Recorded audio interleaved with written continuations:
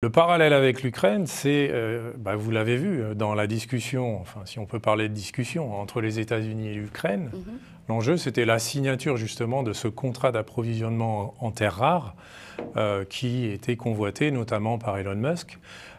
Et aujourd'hui, par rapport aux États-Unis, on a également cette dynamique-là avec la RDC. Bon, la demande qui a été faite par la RDC est tout à fait louable, effectivement, pour se défendre contre les rebelles du M23 et toutes les problématiques dans des grandes villes de RDC. Souvent, depuis l'Europe, on ne se rend pas compte, en fait, de l'importance de ce pays en Afrique, puisqu'il est plus grand que l'Europe, en fait.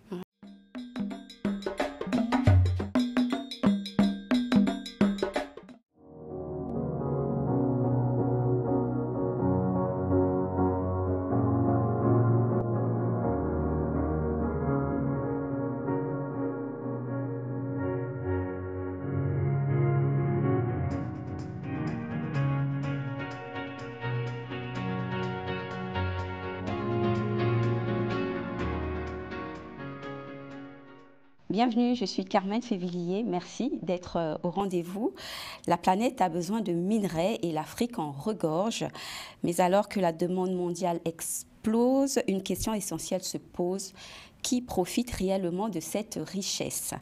Aujourd'hui, les contrats miniers sont au cœur d'une nouvelle bataille, une bataille de droit et de la souveraineté, des accords souvent complexes, qui lie les pays africains aux grandes compagnies minières et des enjeux importants pour le continent. Pour en discuter, mesdames, messieurs, j'ai le plaisir d'accueillir Maître Benoît Lebars, fondateur associé du cabinet Lazaref Lebars et spécialiste du droit des affaires et de l'arbitrage international. Maître Benoît Lebars, bonjour. Bonjour Carmen. Nous nous revoyons. Nous nous revoyons. Enchantée de vous, vraiment très contente de vous revoir, maître. Je rappelle que vous êtes maître de conférence en droit privé. Vous êtes également très impliqué en Afrique. Votre connaissance du droit OHADA vous a fait paraître le MIDA, je pense, c'est le Magazine international de droit des affaires en Afrique. Absolument. Vous me disiez que ça avait évolué. Et également les RIDA, Rencontre internationale du droit des affaires en Afrique également. Vous êtes auteur des manuels Droit des sociétés de l'arbitrage international, pratique en droit de l'OHADA. Vous êtes l'un des auteurs du traité du droit du commerce international et aux éditions LexisNexis. Et vos spécialités, comme je l'ai dit, arbitrage international et mode de conflit alternatif de règlement de conflit, droit OHADA, contentieux des affaires, contrats et projets internationaux, droit du commerce international. Et le cabinet Lazaref est situé place Vendôme à Paris. Oui, le bureau de Paris est place Vendôme et le siège principal maintenant est aux Émirats en fait. On s'est rapproché de nos partenaires africains. On est plus au Moyen-Orient maintenant qu'à Paris en fait. D'accord. Alors Maître Lebars, encore une fois, bienvenue. Merci. Et donc, pendant cette interview, on va parler de la pratique contractuelle entre la France, en fait, les investisseurs. Je dis France parce qu'il y a beaucoup plus de relations entre les investisseurs et les pays africains, les aspects juridiques et contractuels justement des contrats, les projets d'accord avec la RDC, parce qu'on va parler de la RDC et des États-Unis. Et on parlera de votre expérience et si on a le temps des perspectives. Avec plaisir. Donc voilà, maître. Alors, comment décririez-vous, maître, la pratique actuelle des contrats miniers dans les pays africains et leurs investisseurs ? En fait, aujourd'hui, la question qui se pose, la question principale, c'est une question qui est essentiellement géopolitique. Parce que la pratique internationale des contrats miniers est assez standardisée. En fait, ce sont des contrats compliqués, on va dire, ou complexes, puisqu'il y a une partie bancaire, une partie d'assurance, une partie sociale, une partie environnementale, une partie de droit des sociétés. Enfin bon, c'est un droit assez complexe qui est régi généralement par une réglementation nationale dans les pays d'Afrique et par une réglementation internationale et un certain nombre de pratiques. Mais c'est aussi un domaine dans lequel l'influence de l'investissement international et plus généralement des réglementations en matière de douane et d'échange est très présente. D'où la particulière actualité de ce domaine aujourd'hui, en raison notamment des initiatives qui ont été prises par les États-Unis en matière douanière Oui. en matière de tarifs, parce que ça a un impact direct sur les approvisionnements Bien sûr. des extracteurs. D'accord. Et quelles sont les clauses contractuelles les plus importantes qu'on doit retrouver dans les contrats?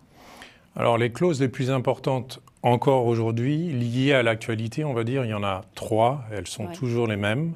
Vous avez tout ce qui est relatif à l'imposition et principalement les règles de taxation, les règles douanières ou en matière de TVA, puisque quand vous démarrez une mine, mais c'est la même chose pour l'énergie quand vous construisez une centrale, pendant les premières années, vous ne produisez rien.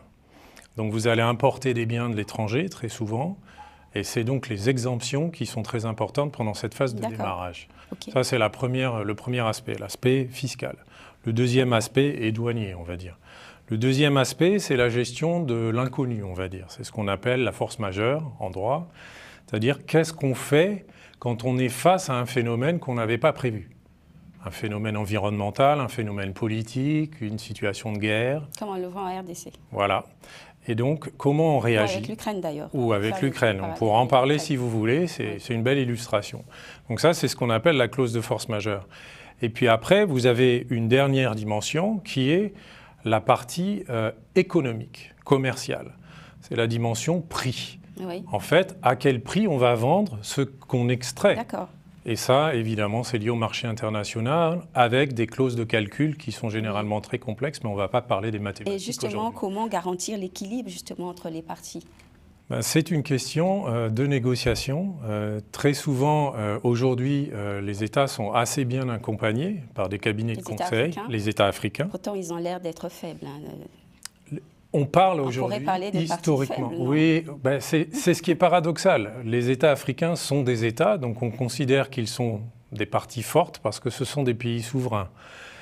Simplement, comme très souvent, ils ont signé des contrats sans être accompagnés ou avec une formation, on va dire, insuffisante de leurs équipes ministérielles en matière énergétique ou en matière économique, eh bien, ils ont signé des contrats déséquilibrés, qui ne sont pas signés aux conditions commerciales internationales standards. Et donc, vous avez effectivement des conflits aujourd'hui, parce que des investisseurs prétendent avoir des droits, alors que si vous regardez la pratique des autres pays, en Europe ou ailleurs, aux États-Unis, vous dites, en fait, ces contrats sont complètement déséquilibrés. Complètement déséquilibrés. Donc effectivement, cette dimension-là, effectivement, un certain nombre de pays aujourd'hui sont sensibles, mais pas suffisamment. Donc il y a cet aspect de formation qui est très important. Alors aujourd'hui, maître, ces pays, justement, les pays africains ne veulent plus se contenter d'exporter des minerais.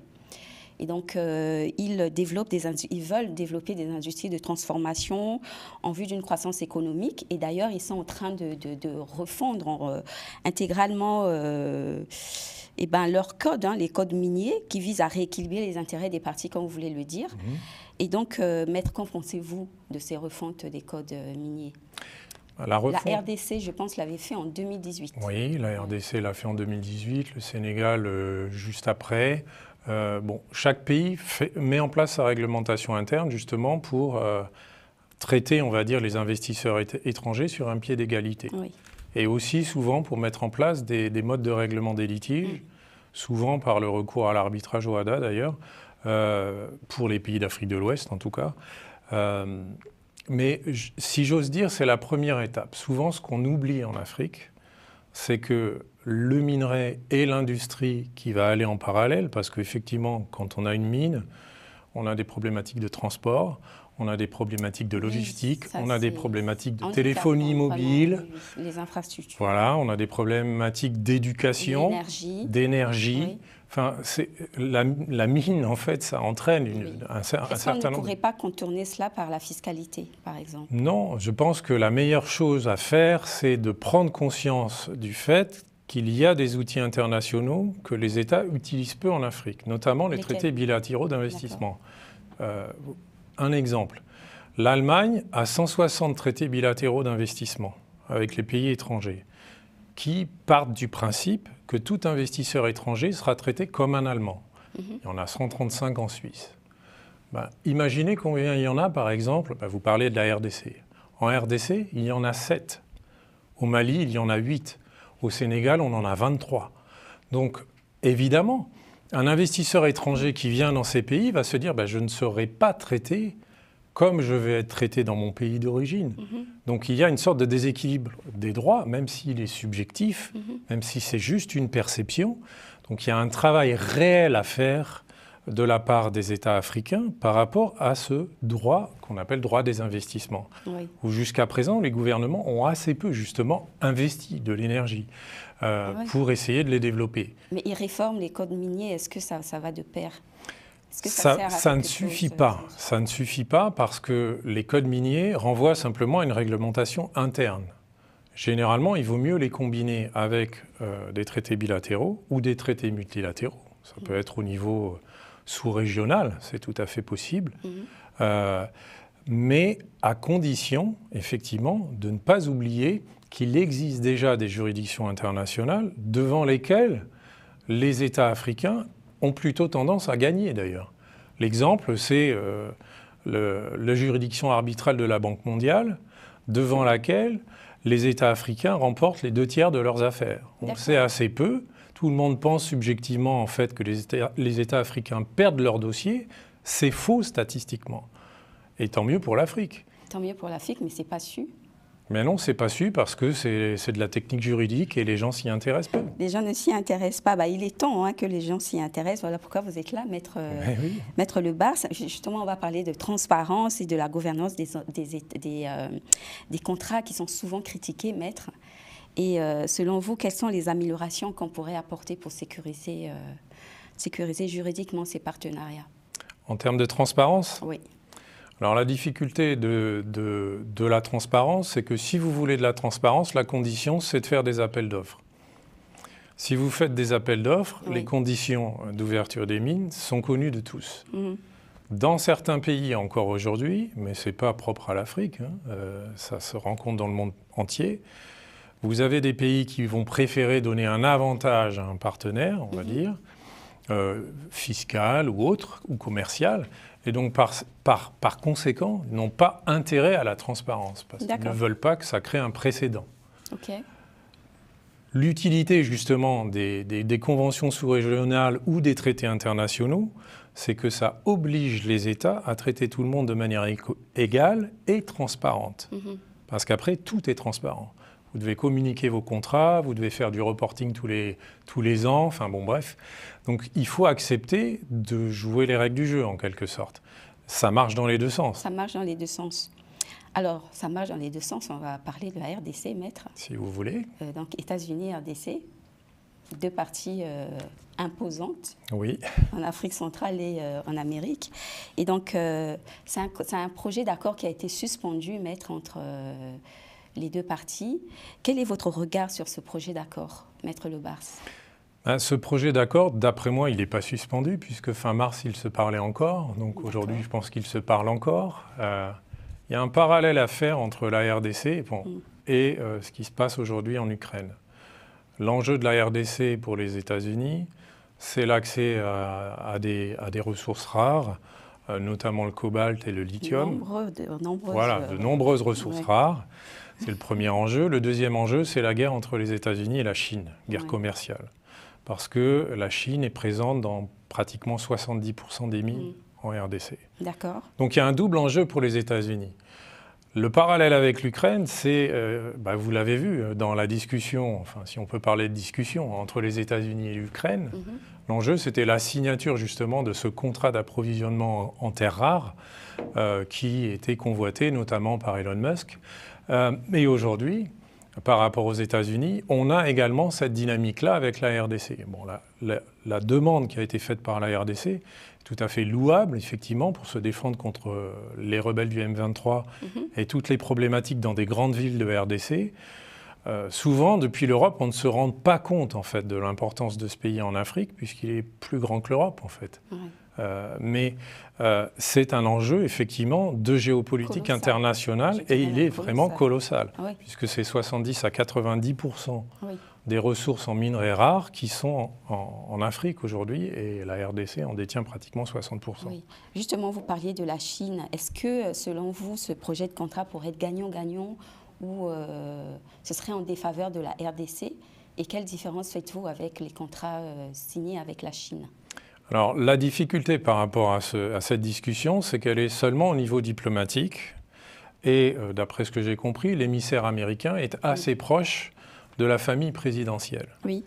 Donc, vous avez une discussion qui risque d'être une discussion assez commerciale, dans laquelle, étant donné que les États-Unis n'étaient pas demandeurs, ils vont essayer d'obtenir quelque chose de plus que ce qu'ont eu les Chinois.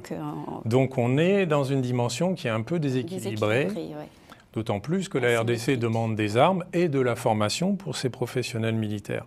Donc on risque d'avoir un deal à la fin qui peut être déséquilibré pour la RDC. Bon, on ne sait pas, mais en tout cas, tel qu'on regarde la dynamique telle qu'elle s'est mise en place dans les négociations qui ont eu lieu jusqu'à présent, où les initiatives ont été plutôt prises en fait par des ministres ou des émissaires africains, plutôt que par les Américains qui sont plutôt attentistes.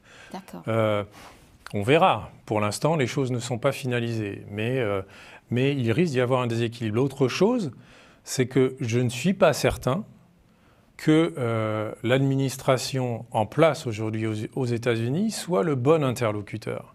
Parce que, vous le savez, les décisions qui ont été prises par l'administration Trump ont eu des conséquences économiques assez phénoménales dans toutes les bourses internationales et un certain nombre d'opérateurs privés commencent à se détacher de cette administration alors qu'ils l'ont soutenue pendant les élections.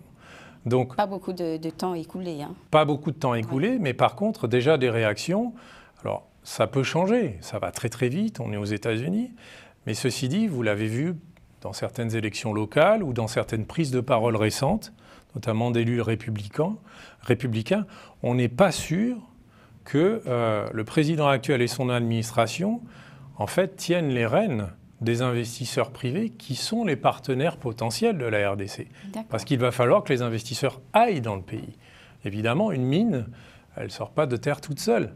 Il faut effectivement avoir les partenaires sur place. Exactement.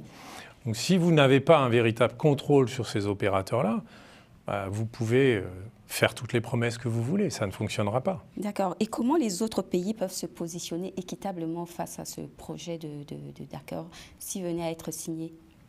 Je pense que la meilleure façon, c'est de faire des offres concurrentielles. En Afrique, il y a un savoir-faire d'autres opérateurs, des opérateurs qui ne sont pas que européens. Il y a des opérateurs canadiens, par exemple, il y a des opérateurs français, il y a des opérateurs allemands. Il y a beaucoup d'opérateurs en Afrique. Des opérateurs russes. Des opérateurs russes aussi. On en parle assez peu, mais les Russes sont très présents en Afrique. Ils sont très présents en Afrique. Très discrets, mais très présents, effectivement. C'est la nouvelle guerre froide, on peut le dire. Même si on est en Afrique, c'est véritablement la nouvelle guerre froide. Et donc, on a effectivement tous ces opérateurs-là qui sont potentiellement des partenaires possibles. Simplement, il faudra effectivement une prise de conscience et une réactivité supérieure. Aujourd'hui, l'Europe n'est même pas organisée au niveau militaire entre les pays européens. Donc c'est difficile de faire une offre commune à la RDC. Mais ça devrait être le cas, vous voyez. Et ça n'a pas eu lieu. Donc espérons qu'il y aura une réaction, au moins au niveau européen. Parce qu'aujourd'hui, on ne voit rien. Européen.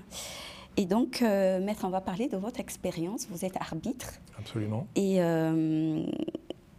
quel est le rôle de l'arbitrage, justement, dans ce genre de contrat avec les États africains? Le rôle de l'arbitrage, en fait, c'est un mode alternatif de règlement des litiges, c'est-à-dire qu'on ne va pas devant le juge de droit commun, on ne va pas devant le juge national, on nomme des arbitres qui sont des professionnels indépendants. Ça peut être soit un arbitrage commercial, dans ce cas-là, c'est sous l'égide d'une convention qui a été signée à New York en 1957, qui reconnaît ces décisions comme des décisions de justice, aujourd'hui dans plus de 160 pays dans le monde. Et la deuxième possibilité, c'est le droit des investissements, donc l'arbitrage d'investissement, avec une autre convention, qui est la Convention de Washington, qui est aujourd'hui gérée par la Banque mondiale. Le siège principal est à Washington et ensuite les autres sièges sont à l'île Maurice, en Suisse et à Paris. L'île Maurice, vous y allez souvent, maître. Oui, c'est un pays très important pour le droit des investissements, historiquement, depuis toujours, puisque, vous le savez, le commerce de la porcelaine passait par l'île Maurice. Historiquement, c'est un pays très important en Afrique. Un pays très important en Afrique. Et donc, maître Lebas, quelle leçon tirez-vous justement de l'arbitrage que vous faites avec les pays africains? Généralement, ce qu'on constate aujourd'hui, c'est que les pays africains sont beaucoup plus actifs qu'il y a 20 ans en arbitrage. C'est-à-dire qu'il y a 20 ans, ils n'avaient pas de professionnels formés qui les accompagnaient. Aujourd'hui, ils n'hésitent pas à nommer des cabinets internationaux connus ou à avoir leurs propres cabinets nationaux. Ah oui. Ça dépend. Ils ont aussi des très bons cabinets nationaux maintenant qui se forment. D'ailleurs, on parlait tout à l'heure des RIDA avec mon ami Mamadou Konaté, l'ancien ministre de la Justice du Mali. Nous allons bientôt créer une formation spécialisée en droit de l'OHADA et en droit international à destination des publics africains, qui sera une formation en ligne, qui sera une formation en ligne, justement pour qu'elle soit plus facile d'accès. Donc, c'est quelque chose qui est là, on va dire, la petite fille des RIDA et des MIDA qu'on a commencé il y a plus de 10 ans. Il y a plus de 10 ans. Oui. Mais véritablement, il y a cette prise de conscience et il y a aussi une demande des institutions d'arbitrage parce que, justement, on demande des gens qui connaissent le pays, qui connaissent la culture. Souvent, quand je vais en Afrique, j'ai eu la chance de travailler dans 42 pays en Afrique. Quand je vais en Afrique ou que je parle avec des interlocuteurs européens, je leur dis, mais vous ne vous rendez pas compte de la richesse culturelle de l'Afrique. La plupart des Africains que vous rencontrez parlent au moins 4 langues.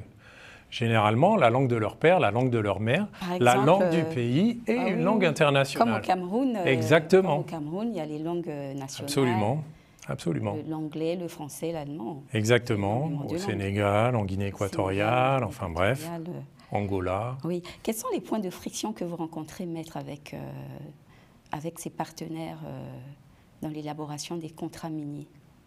Le point de friction le plus important, souvent, c'est la phase de passage entre la phase d'exploration et la phase de production.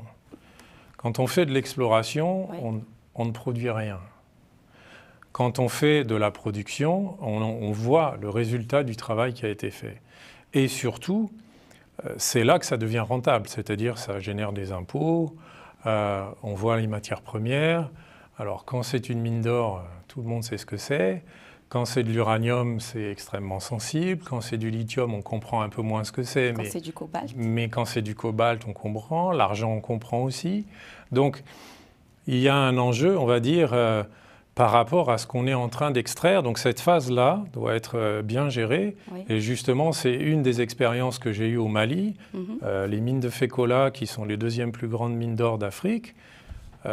J'ai personnellement négocié, en fait, la difficulté entre l'exploitant et le gouvernement malien, parce qu'ils n'arrivaient pas à s'entendre sur cette phase de transition, principalement pour des raisons fiscales, mais aussi parce que, on va dire, l'exploitant, qui à l'époque était canadien, ne comprenait pas la dimension sociale pour le gouvernement d'emploi, en fait, le gouvernement considérant qu'il n'y avait pas assez d'emplois créés dans le cadre de l'exploitation de la mine.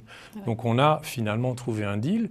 Il n'y a jamais eu d'arbitrage, tout ça s'est négocié dans le cadre Ce sont des nouvelles exigences des États africains. Voilà, exactement. Il ne faut pas oublier ça, dans toutes les phases d'arbitrage international, notamment quand il y a un traité international, il y a une période qu'on appelle une période de cooling off. En fait, ça veut dire tout simplement calmer les esprits, qui dure en général 6 mois. 6 mois. 6 mois qu'on utilise lorsqu'on est actif pour tenter une négociation. Et dans pratiquement un tiers des cas, ça marche. Donc il faut pas négliger ça. Il ne faut pas oublier que ces instruments qui existent aujourd'hui, si on les utilise bien, dans un tiers des cas, vous pouvez négocier. Et après, si vous allez à l'arbitrage international, dans 2 tiers des cas, les États africains vont l'emporter. Donc ce n'est pas un paysage si dramatique qu'on veut le dire généralement. D'accord. Et un autre différent que vous avez eu, maître? Alors, un autre exemple, c'est par exemple la mise en place des pipelines qui ont traversé le Tchad. Oui. Il y avait une problématique qui n'était pas du tout avec des Américains ou autres, c'était un constructeur qui était espagnol, en fait, Et c'était un problème de conformité. En fait, ce qui avait été installé n'était pas conforme au cahier des charges qui avait été voulu par le Tchad. Et donc, j'étais président arbitre dans le cadre de cet arbitrage pour vérifier la conformité de toute l'installation. Alors, comme c'était une centrale de production de pétrole, je vous laisse imaginer les kilomètres de pipeline et les kilomètres de tuyaux. Donc, l'expertise a duré 1 an et demi. Et finalement, à la fin, le Tchad l'a emporté dans ce dossier parce qu'ils avaient raison. Effectivement, il y avait une véritable non-conformité de la part du constructeur. Comment expliquez-vous que ce soit souvent les pays africains qui aient raison? C'est difficile de vous dire pourquoi ils ont raison ou tort. En fait, généralement, c'est parce que... C'est un non-respect des... Il faut penser à une chose, c'est qu'on a 2 logiques différentes. Oui. L'État africain, généralement, quand il signe un contrat pour des raisons d'intérêt public. Va vouloir un accès à l'énergie, va vouloir retraiter du minerai, retraiter de l'énergie. L'investisseur étranger va penser à sa rentabilité. Donc très souvent, il va à un moment donné se dire ce contrat, il est plus si rentable que je pensais qu'il devait l'être. Donc il fait face à de nouveaux obstacles. Il fait face à de nouveaux obstacles où les conditions ont changé. Oui. Et donc il va vouloir initier un procès pour essayer de mettre la pression à l'État. Alors que si ce contrat est respecté de manière tout à fait normale, c'est normal que ce soit l'État qui l'emporte. D'accord. Et alors quel conseil donneriez-vous, maître, à ces investisseurs actuellement par rapport à ce qui se passe au niveau mondial, à ces investisseurs qui souhaiteraient investir en Afrique dans le secteur minier? Les 2 conseils qu'il y a, c'est de vérifier s'il y a un traité bilatéral d'investissement. Malheureusement, dans la plupart des cas, il n'y en a pas. Et deuxièmement, de bien négocier la clause de force majeure, c'est-à-dire justement cette clause qui permet de gérer l'inconnu, ce qu'on n'a pas prévu. Et dans cette clause de force majeure, y mettre la fiscalité. Ah oui. Parce que souvent, on oublie. La rengaine qu'on entend souvent, c'est pas moi, c'est mon prédécesseur, ou mon prédécesseur s'est trompé, maintenant il faut que je change les choses. C'est quelque chose qu'on entend souvent, partout, pas qu'en Afrique, également en Europe. Vous entendez le débat peut-être en France en ce moment sur la fiscalité, c'est un sujet qui est particulièrement d'actualité chez nous. Cette dimension-là, il faut la prendre en compte dès le départ, parce que ce sont des contrats qui durent 20 ans. 20 ans, c'est une vie. Oui. Et au moins, en tout cas dans la plupart des pays, 3 ou 4 gouvernements. Oui, dans la plupart. Dans la plupart des pays. Dans certains, non. Dans certains, non. Dans certains, non.